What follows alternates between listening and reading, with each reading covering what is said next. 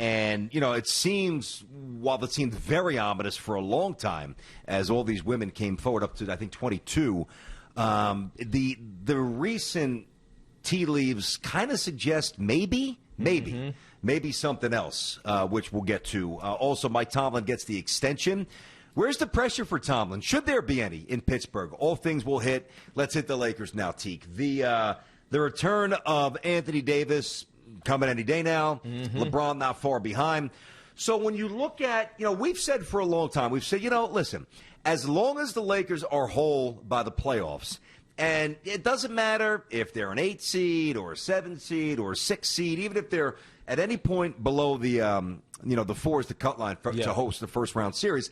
It's relatively immaterial because, number one, every arena is not full right now. And more importantly, if you have LeBron and AD, you would have great – and the way Schroeder's played, Kuzma, these guys have been emboldened by their absence, have been getting more shots and more looks, whatever. You would think that, that duo and Vogel, who's a good coach, can roll into any venue and pretty much handle business, especially without Murray now for the Nuggets. Things have changed a bit there. So I don't think at all the Lakers should, rush their timeline or accelerate the timeline, maybe better stated, and force them back to try to avoid a play-in game or whatever.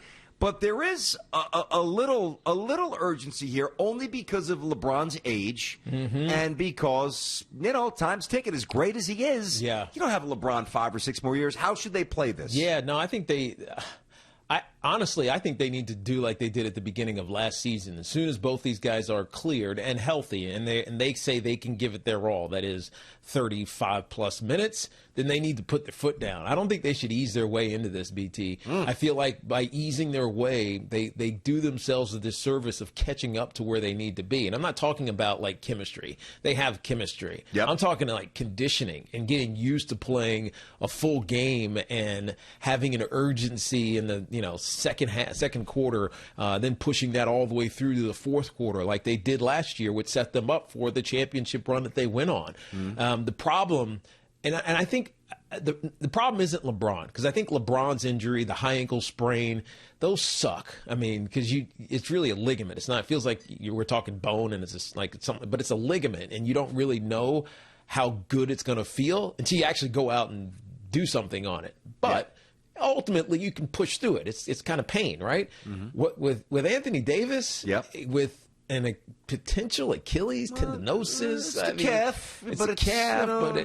They also say Achilles tendinosis. They said the same thing about Kevin Durant, and then exactly. So no, I got you. The challenge is not LeBron. Because if he's on the court, he's playing 35 minutes. It's what it is.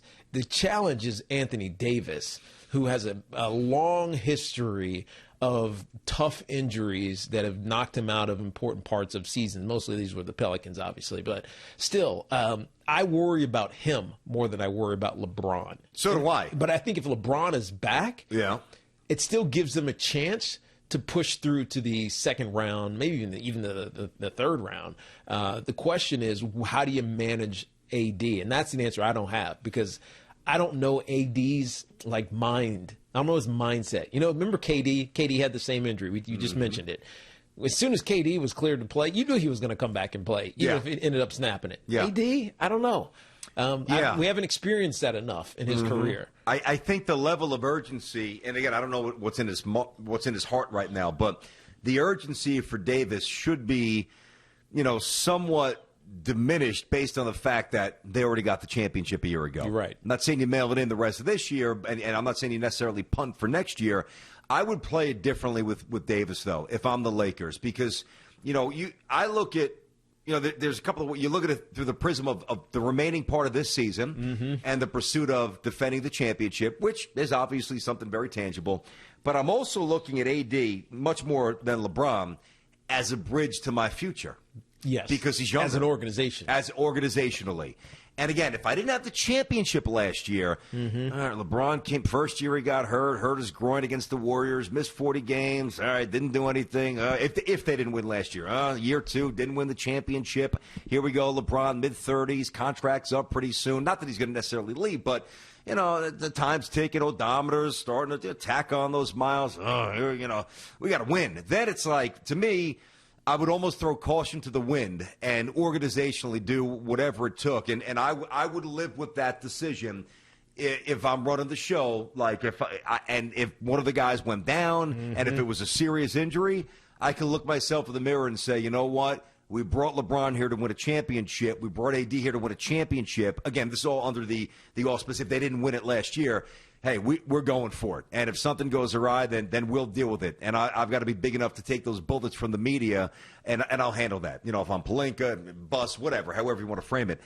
I think that with the championship, that changes everything for me. Where, I just kept seeing Kevin Durant, icing – and it was supposed to be the calf, and it was on the Achilles. So there was a little misleading information. If it's truly the calf, then maybe I'm a little less prudent. If I'm not fully sure, Teak, if I sit him out a little bit longer than he needs to, and we lose a series earlier than we should, I can live with that because I know that he'll be okay next year. Yeah, and you know what, BT? I don't know. They're not the story right now. As crazy as that sounds, LeBron James and the Lakers and AD, they're not the story. It's not the one that I think we're excited about. Last year, we were excited about that Lakers squad and what they were going to do. I think the story has become the Nets, or really a team in the East, whether it's the Philadelphia 76ers, if they can get Tobias Harris playing consistently. Without him, they're just a different team. That's why Steph was able to beat them the other night. And so, was that last night? Last night. Yeah, it was last night's game. And so I think the story is more kind of this new super team in the East, the Brooklyn Nets, and whether or not they can win a championship. I think what you said is right on. Because they won a championship, forget, internally, they're not content, but they're okay if AD misses this. I think just like nationally, perceptually, this Lakers team, we're not like clamoring to see them win a championship again because they already did it. I think the Nets are more of the story this year. If those three can get healthy and play together and ultimately do what everybody thinks they're going to do. They're definitely more the story now. And as much as I would take the prudent path, if I'm not sure with Davis, then I'm going overly conservative because of the championship. However, from just an overall like viewing interest, there's nothing in the West that excites me right now. No. The Denver Nuggets without Jamal Murray, not that interesting.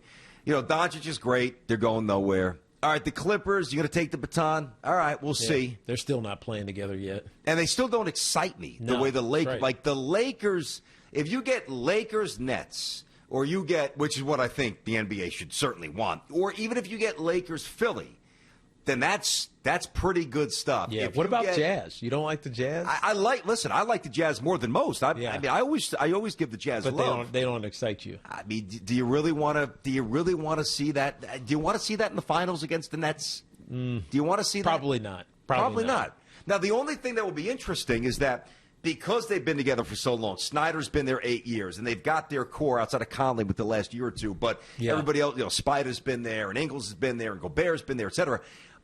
It would be an interesting test of the ultimate team versus the ultimate roster that doesn't have cohesion. Yeah. Like that would be a good matchup within the matchup, but I want star power. Yeah. NBA Finals, I need star power. Thanks for watching. Make sure you like and subscribe, and don't forget to hit that bell to be notified when we drop fresh content.